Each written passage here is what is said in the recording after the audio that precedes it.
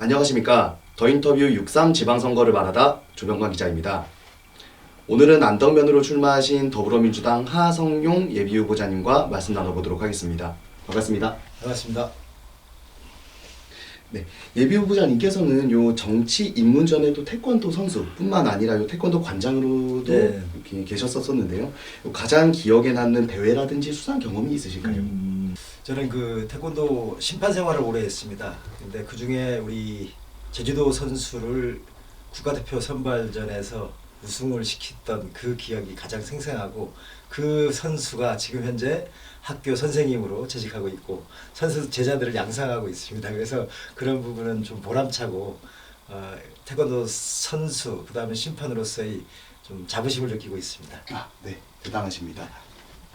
네, 먼저 시청자분들께 인사와 함께 본인 소개 부탁드리고요. 안덕면에서 정치인 하성룡은 어떤 사람으로 기억되고 싶은지 한 말씀 부탁드리겠습니다.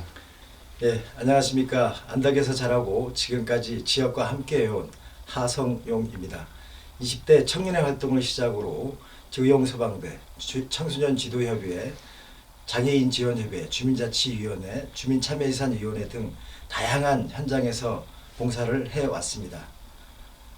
또한 25년 동안 태권도 사범으로서 활동하면서 지역의 아이들을 키워왔고, 지난 의정활동 기간 안덕 주민들이 목소리가 실제 정책으로 이어지고 불편함이 해결되는 희망으로 바뀌는 과정이었습니다.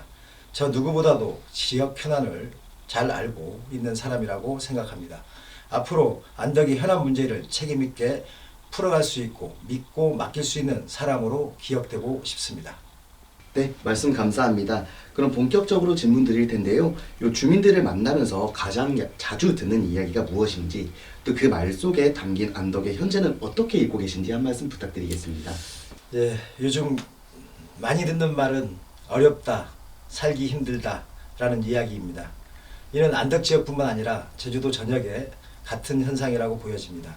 수년 전 개발 행위가 활발할 때에는 지역의 경제가 활성화되고 안덕에도 아주 활기차게 경제가 돌아갔습니다. 하지만 경기가 침체되면서 너무 어려움을 겪고 있습니다.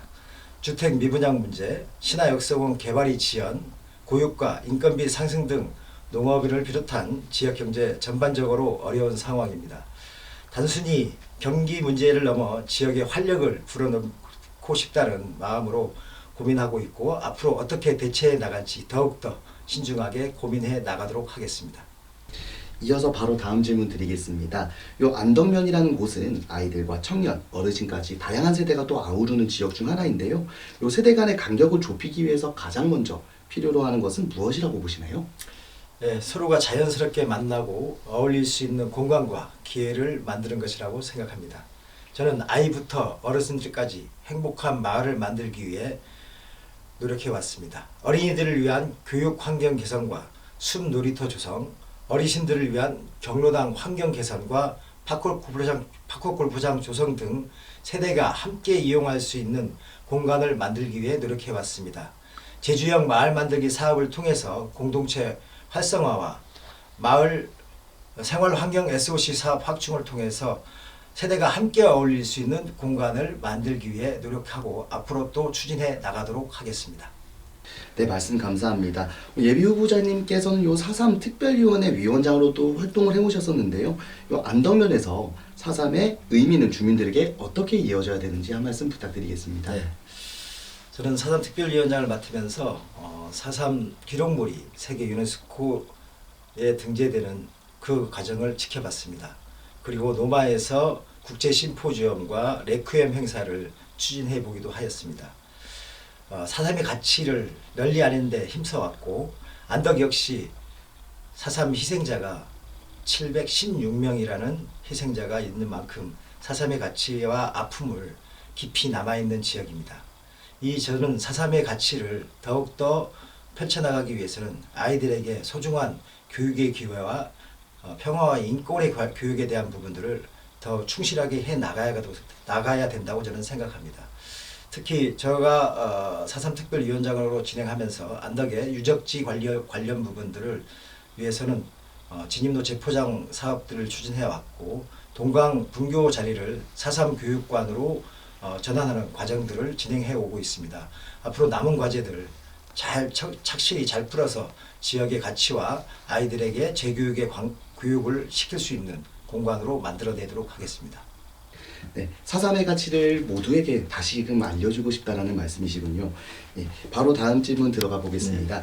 예비후보자님께서는 이번 선거를 준비하면서 스스로에게 가장 많이 되뇌었던 말이 있다면 어떤 게 있겠습니까? 글쎄요, 제가 가장 많이 던졌던 질문은 나는 과연 안덕의 변화를 어떻게 만들어 왔는가? 더 큰 안덕, 새로운 안덕이라는 목표를 갖고 지난 3개월 동안, 3년 10개월 동안 힘차게 달려왔지만 결국 중요한 것은 주민들 여러분께서 그 변화를 어떻게 느끼고 계신지에 대한 생각입니다. 그래서 안덕 주민들이 지난 선거에 저를 선택한 것을 만족하고 계신가? 계속 되돌아보고 이번 선거를 준비해 왔습니다. 앞으로도 초심을 잃지 않고 결과로 평가받는 사람으로 남고 남은 기간 열심히 선거운동을 통해서 지역 주민이 마음을 얻어보도록 하겠습니다. 네, 예비후보자님께서 묻는 모습이 정말 이런 발현이 잘 됐으면 좋겠습니다. 이번에는 조금 다른 질문 드릴 텐데요. 일각에서는 정치가 정말 내 삶을 바꾸고 있나? 라는 질문을 던지는 유권자들도 많아지고 있는 추세입니다.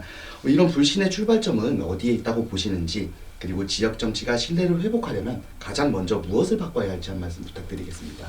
정치의 불신의 출발점은 결국 도민이 기대와 눈높이에 맞추지 못했기 때문이라고 생각합니다. 그래서 저는 거창한 구호보다는 기본을 지키는 일에 다시 시작해야 한다고 생각합니다.